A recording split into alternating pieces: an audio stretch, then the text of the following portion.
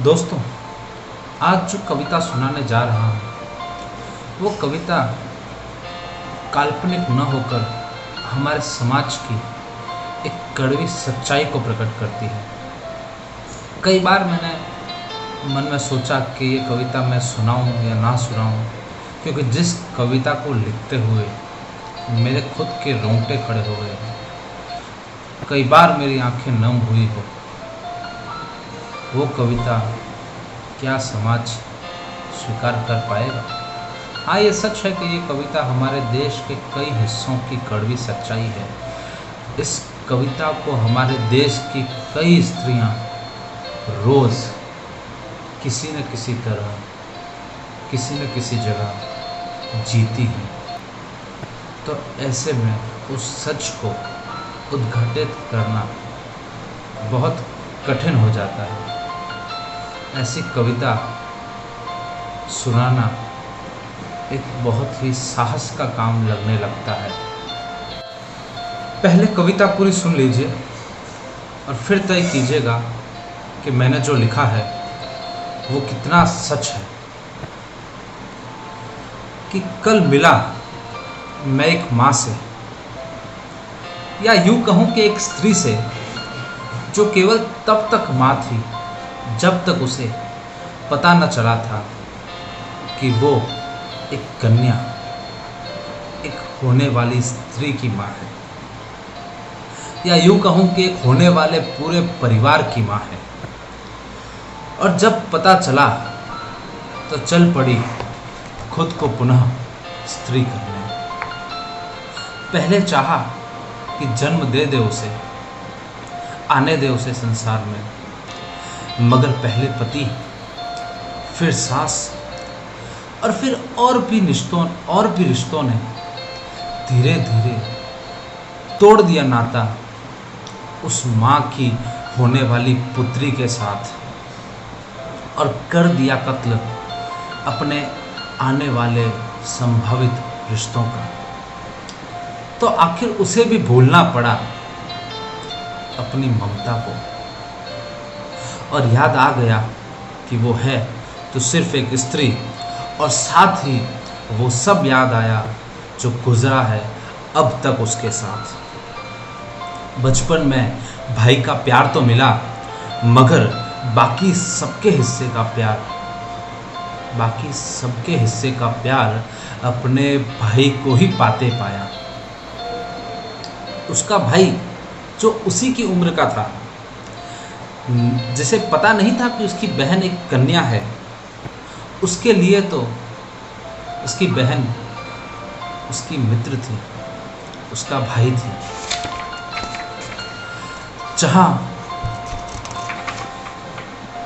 हर चीज पर बराबर का हक हो, उसके लिए कोई फर्क नहीं था भाई बहन में, मगर इसने तो एहसास किया था हर भेदभाव का।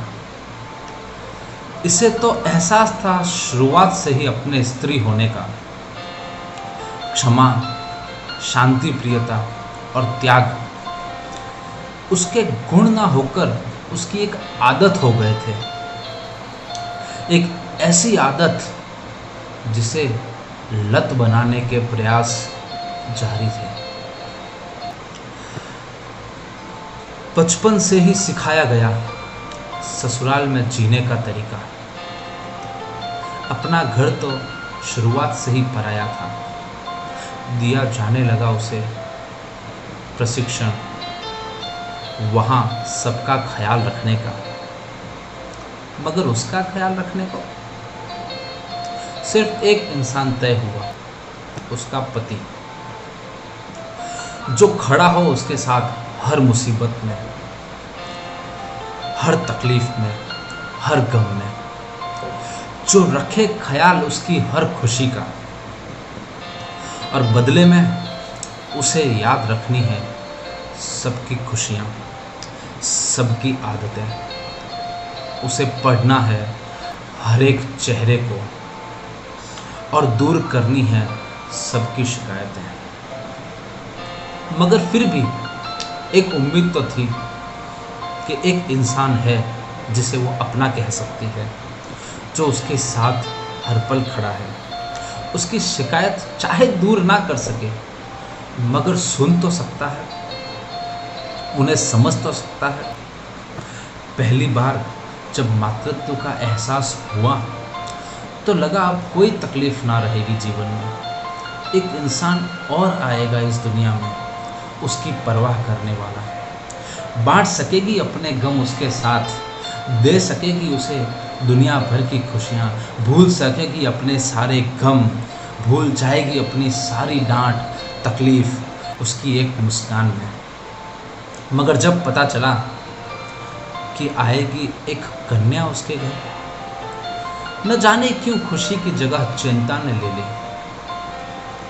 नहीं है वो सक्षम अपनी माँ की तरह, जो दे सके शिक्षा उसे सब कुछ सहन करने की, अपनी खुशियाँ बस एक इंसान में चुनने की, सदा त्याग और क्षमा चुनने की।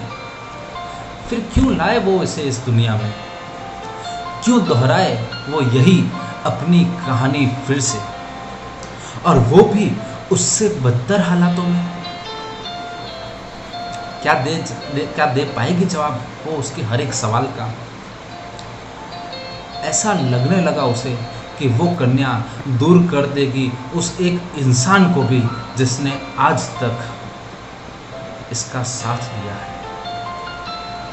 सिवाय इस बार के।